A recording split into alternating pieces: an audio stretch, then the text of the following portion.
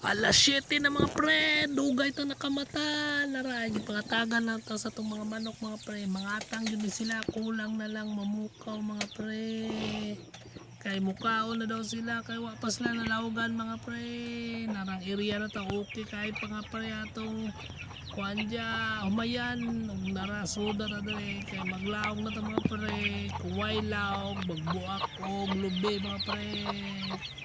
Walay koprasyon kay mahal itong kaon sa manok. Kung walay panglaog mo ng mga buak at mga guwang ng mga lubi mga pre, ay atong mga manok dire ang area sa atong mga manok mga pre.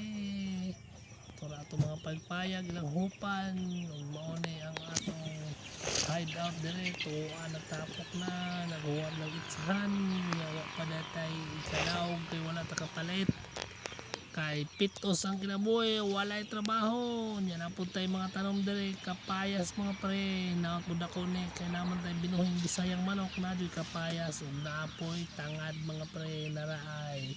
Kung naatay sinabaw na manok, magtanong po tag limonsito na po tayo, limonsito na dagko mga pre, pang sawsawan o limonsito na gagmay naraay lamig na rin sa mga lemonade. Okay ko mga pre, tara atong garden dito, atong tinanong batong nara sa kilid, atong alihang net kay basig luksuan atong isda og ibto na atong mga tanom ng mga batong mga pre na atong area diri mauni mga pre. Doon ang mga manok nato gamay na lang sila kay hinahinayag ihaw basa na'y maluya unya mga bata pa sa duwa atong mga lulog na sa mga pre.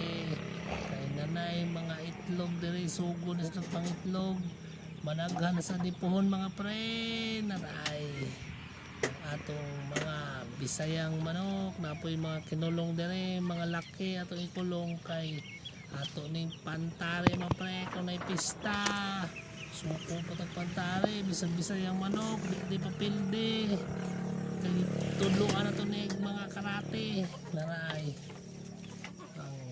manok turang lubi ay lang ikaon kay walay laog walay kwarta lisod ang kinabuhi na mga pre atong manok mo naghanipon